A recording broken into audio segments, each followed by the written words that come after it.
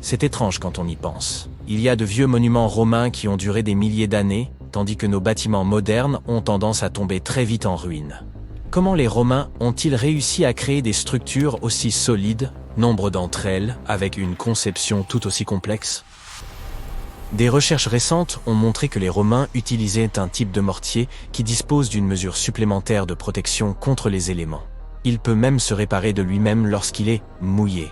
Cette découverte explique non seulement pourquoi ces bâtiments sont durés des milliers d'années, mais elle pourrait aussi nous aider à fabriquer un ciment plus résistant de manière plus naturelle.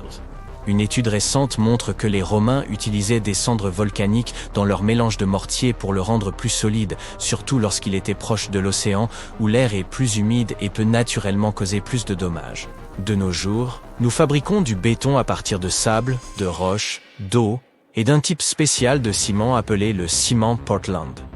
Ce dernier est fabriqué en cuisant du calcaire, de l'argile et d'autres substances dans des fours extrêmement chauds qui atteignent plus de 70 degrés.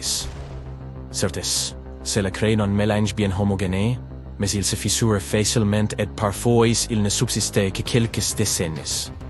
Cet incroyable béton romain présente une autre caractéristique intéressante. Il contient de petits morceaux blancs de calcaire, appelés clastes de chaux, qui demeurent à l'intérieur du béton et ne disparaissent pas avec le temps. Au début, cela peut ne pas sembler très attrayant, car il n'est pas aussi lisse que le béton que nous utilisons aujourd'hui. Et pendant de nombreuses décennies, les spécialistes ont estimé que la présence de ces petits morceaux de chaux dans le béton était néfaste en supposant qu'elle rendait les bâtiments moins résistants.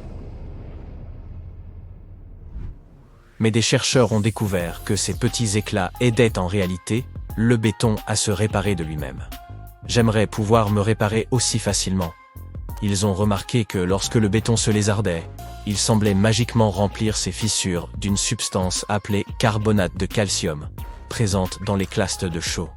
Les Romains fabriquèrent leur béton en mélangeant du sable, des cendres volcaniques et de la chaux brûlée, puis en ajoutant de l'eau. Cela s'appelle le mélange à chaud.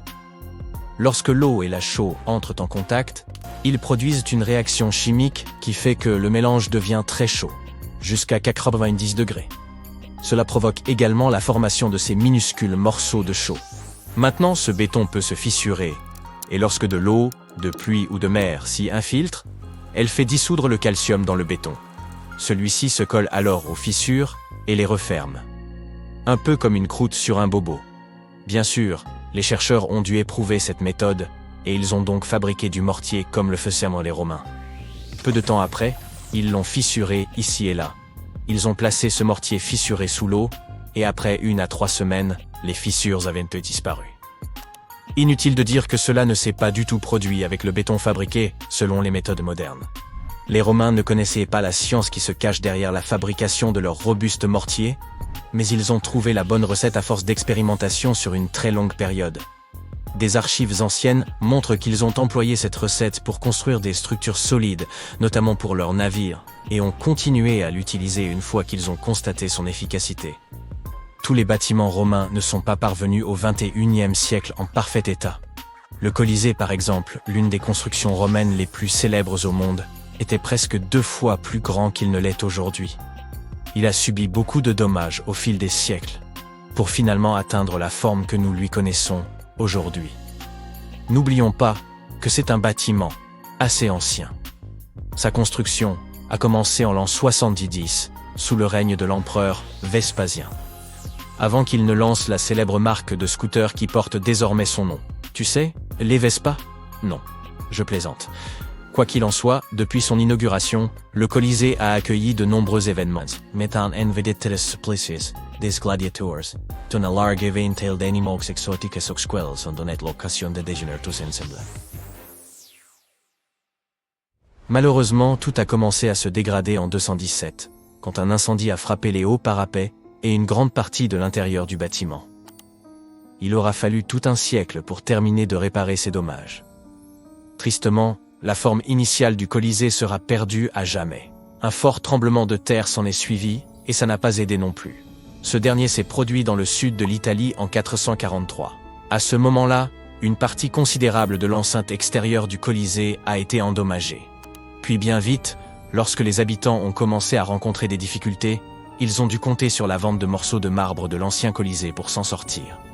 Un autre tremblement de terre a eu lieu en 1349, qui a porté le coup le plus dévastateur au Colisée.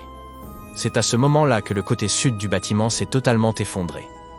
Il a alors commencé à ressembler davantage au bâtiment que nous pouvons aujourd'hui admirer dans la capitale italienne. Tout n'est pas si mal, cependant. Certaines pierres qui avaient été ébranlées du Colisée ont été utilisées pour reconstruire d'autres monuments célèbres de Rome. Donc, d'une certaine façon, la partie manquante du Colisée ne manque pas du tout. Elle a juste été recyclée dans toute la ville. Un des bâtiments qui présente des morceaux de pierre de l'ancien Colisée n'est autre que le Palazzo Venezia, un musée local. En parlant de bâtiments étranges, tu as probablement déjà vu celui-ci, car c'est l'un des endroits les plus photographiés au monde. Tu peux voir en ligne des photos de personnes s'appuyant dessus, ou d'autres qui font ressembler le bâtiment à un cornet glacé. Ce célèbre monument italien est, l'as-tu deviné? Oui, la tour de Pise, et on dirait qu'elle est à 2 doigts de se répandre sur le sol.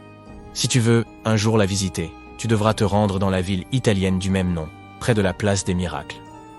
Étrangement, ce bâtiment est plus célèbre pour son inclinaison gênante que pour son histoire ou sa fonction.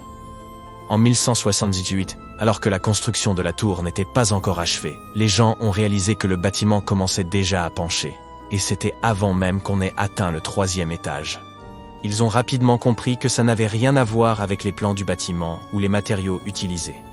Tout cela se produisait en raison du sol meuble et mouvant qui se trouvait sous la construction. De nos jours, nous savons que placer un bâtiment sur un sol composé d'argile, de sable fin et de sédiments n'est pas la meilleure idée. Mais à l'époque, les gens ne savaient pas comment déterminer cela avant de construire quoi que ce soit. Avançons rapidement de quelques siècles, et il est devenu clair que cette tour de 55 mètres n'est pas seulement penchée. Elle tombe, et à un rythme considérable, de 2 mm par an. Cela peut ne pas sembler beaucoup, mais multiplie ça par des centaines d'années. Et, eh bien, regarde simplement les photos et tu comprendras. Cette tour penchée instable est aujourd'hui inclinée de près de 5 mètres par rapport à son axe. Alors, pourquoi ne s'est-elle pas complètement écroulée? Eh bien, principalement à cause de la physique. Son centre de gravité continue d'être situé dans la base de la structure, donc elle est plutôt bien ancrée. Elle est aussi constamment surveillée par les autorités locales pour s'assurer de préserver ce bâtiment unique aussi longtemps que possible. Le Panthéon est un autre très bon exemple de la façon dont les Romains comprenaient l'architecture. Il est également situé à Rome et a été initialement construit pour faire office de temple. La construction elle-même a été faite de mortiers de différentes épaisseurs et possède également une forme intéressante. À l'époque, les Romains croyaient que la terre était un disque qui était couverte par un ciel en forme de voûte. Donc, ils ont modélé le Panthéon en suivant cette idée. La lumière entrait dans le temple au travers d'un trou dans le dôme, se reflétant sur le sol et les murs, et montrant la course du soleil. C'est également l'un des monuments romains antiques les mieux conservés. Il n'est donc pas étonnant que de nombreux autres bâtiments aient été conçus pour lui ressembler. Rien qu'aux États-Unis, le Capitole, le Jefferson Memorial et la National Gallery de Washington sont tous censés avoir été inspirés par cette construction antique. Le célèbre peintre Michel-Ange était si impressionné par ce monument qu'il croyait qu'une force surnaturelle avait dû présider à sa construction. L'endroit où il se trouve est également très particulier en raison de l'histoire qu'il recèle. Selon la légende, c'est de cet endroit précis que le fondateur de Rome, Romulus, se serait élevé à dos d'aigle jusqu'au rang de Dieu. Un peu comme Gandalf en somme. Non? Bon, sur ce, je file.